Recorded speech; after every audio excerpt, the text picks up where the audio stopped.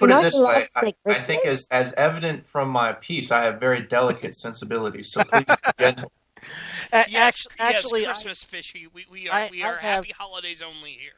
I have Just pretty kidding. delicate sensibilities too, and I try to keep it under control. But just one thing that's just absolutely ridiculous here that I want to point out is the judge in this case is a U.S. District Court judge. His name is Clark Wadups. I do not have how to pronounce his last name, so I apologize to the judge if I just mangled it entirely. Could be listening. You never know. He is a George W. Bush appointee. Not that that really means anything, but leave it to somebody with a incredible sense of self-importance that he writes a 91-page opinion to strike 5 words out of a statute. And I mean, just the inherent stupidity, inanity of that. Well, doesn't that indicate, Alan, that this was something of a statement ruling? You know. The second thing, which I'm going to put my Antonin Scalia hat on here for a second, because when this ultimately makes it to the Supreme Court, I am certain this point is going to be made in what will wind up being his dissent, which is the Browns, whatever you want to say about their family status, they no longer live in Utah. They moved out of Utah in January of 2011. The criminal case in Utah against them was dropped on June 1st of last year.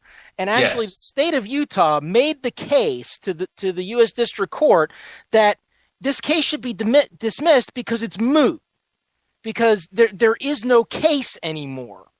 Well, self-important judge decided there's important constitutional, social issues, blah, blah, blah, blah, blah, that the state may bring these charges again, even though they said they wouldn't. So we have to insert ourselves rather than perhaps leaving it up to the Utah legislature to say, hey, this came up. Maybe we want to think about bringing our law in line with the other 49 states. That would be a rational approach to this. But really, this is just getting back to, I would like to find out whoever it was who decided to create at a federal level this protected class in society we have now called married. Because this is something that should never have been put at a federal level. There is absolutely no constitutional justification for any protected class, be it married or something else, because as soon as you start segmenting people other than as individuals, you totally trash any concept of equal protection under the law because you're saying people are different. And all of these arguments go away if you cease deciding things at a federal level and leave it where it belongs at the states. And this is just so simple, because if you want to live in a state that has same-sex marriage, great, fine, pick it. Then it's up to you to decide, do you want to move someplace that doesn't and won't recognize your marriage? Well, that then is your choice. And this extends to so many other things, and I'll use an example from my own circumstance, which is I was born and raised in New Jersey. I now live in Pennsylvania. I will never move back to New Jersey so long as my 13-round magazine from my Glock 23 makes me a felon in New Jersey. And, there you're looking at something which is spelled out in the Constitution. Right to keep and bear arms shall not be infringed. But it's simple things like that I can look at the laws of another state and decide whether or not I want to live there and whether or not that comports with my moral standing and my sense of liberty. Rant out. Well, Alan, I think to your point about, who decided to make a married class of people, no one person decided that. Society, over the course of centuries and millennia, by trial and error, arrived at what we recognized until very recently as marriage. One man, one woman. Now, there were different iterations of it. There was the arranged marriage. There's the woman as property, that sort of thing. But people who were drafting the Constitution, people who were making laws after the Constitution, they inherited this concept of marriage, which they had no reason to question. And in fact, their culture, their civilization was, based on a Christian one, which viewed homosexual activity as sinful. And they had no reason to question these things. I mean, this concept of gay marriage and this concept of married class and everything, it's all very new, at least in my understanding. And for that reason, I mean, it's very confusing, very confusing. Fishy? Well, when we talk about, Alan and his extreme libertarian positions, I'm going to take the conservative view on this in this way. The things that we seek to destroy, change, alter, make different, we look at through the lenses of the now. And there is a whole bunch of past that it's not really hip to look at history anymore or look back and build on the sort of foundations that our society was built on. There's something in conservatism that requires us to look back at the people who came before and their thoughts and their ideas and build standing on their shoulders. That's a very, I can't even remember, I think it's Russell Kirk's phrasing about that we stand on the shoulders of our forebears and they've accumulated some wisdom for a reason. And it's that conservatism is not against change, but it's against change for no reason.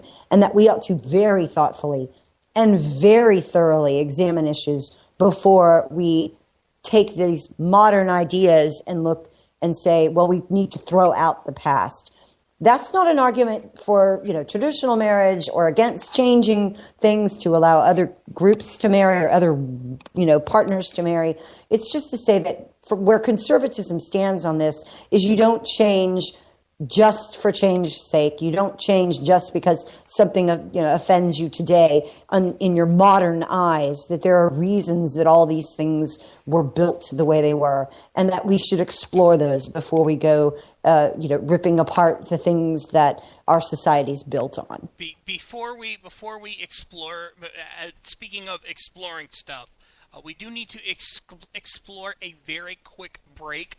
We're supposed to talk Ed Snowden. We may not get to him. So let's take a really quick break. We will be right back. This is the Roundtable of Extreme Liberty.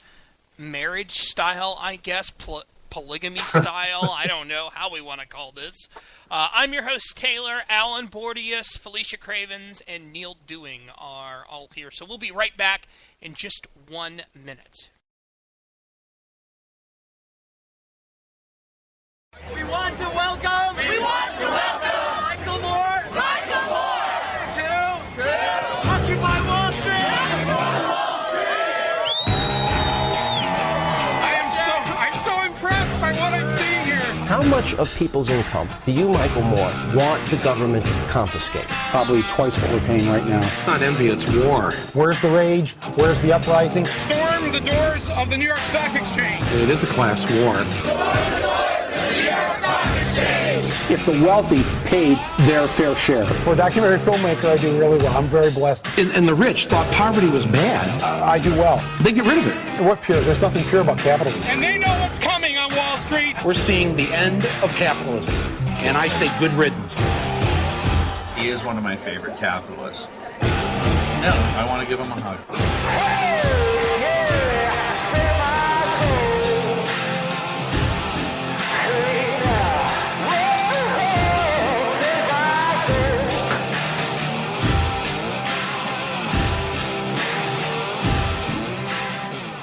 Back here on the Roundtable of Extreme Liberty, I am your host, Taylor. Neil, are you still here? I'm still with you. Fishy, you're here? I'm here. All right. We lost Alan for a second, but hopefully he will be right back. He just set his thing on busy, which means that hopefully, Alan, you will call me right back. It wouldn't be an episode of Vigilant Liberty Radio involving myself if we didn't have one sort of tech issue. So, Alan just said that he lost Skype. Alan, log back on if you can, and I will add you to the call once you are able to be on. So we are getting ready to get this all settled out. Hi, Alan. Can you hear me Yep. again?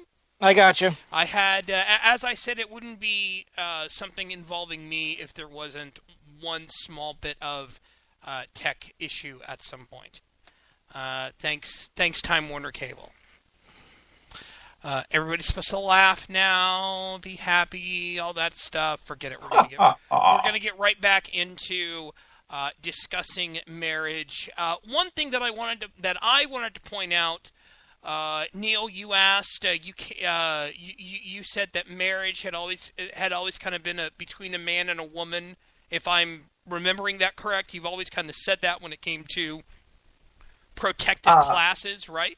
I said over the course of century and millennia, we arrived by trial and error at what we came to recognize as marriage, which was between a man and a woman. From a federal standpoint, from a federal government standpoint, the Revenue Act of 1913, which was the first time that they gave that there was really an income tax in the U.S. That kind of obviously was a big deal because the ratification of the 16th Amendment that allowed an exemption for single filers and for a $3,000 exemption for single filers and a $4,000 exemption for married couples. So really, for about a century here in the U.S., has the married couples kind of been considered that protected class. Okay. Honestly, in my opinion, when it comes to this, I tend to fall on the side of Alan, which is kind of looking at and said, listen, this is the type of thing that that needs to be decided. If it's going to be decided at all by anybody from a government level, put in quotes, it ought to be done by the states. Honestly, though, I want government completely out of it completely 100%, and let it be done through churches or through agreements by families. That's a little trickier for the simple reason is that what happens if there is a discussion regarding divorce, how does that get figured out? That's where the courts kind of get involved in that sort of thing or lawyers do in a type of mediator type situation. But I could be wrong on that. Neil, I kind of want your opinion on that, having just suggested that. My opinion on lawyers? I got a little lost there. I'm sorry. No, my opinion on whether or not the government should be completely out of it, 100%, and let that be something that churches and individuals decide. Well,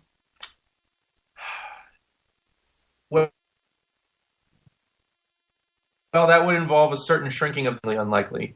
And I don't think the government should be completely out of it. I think government has an interest, a compelling interest, in promoting the sorts of stable husband and wife family units that produce bountiful crops of future taxpayers. I think government has an interest in that regard. And so if government's going to be as big as it is, it certainly needs to provide for its own continuation there. So no. Isn't that a little kind of unfair? I mean, an unfair kind of to say that, hey, the government has to promote everything? Well, I don't think it's unfair. I don't think the government has to do it. I think that the government is well served to do it and has been up until this point. Mm-hmm. You don't want a situation when you erode the sorts of ties that bind, the things that bring people together and encourage stability in society.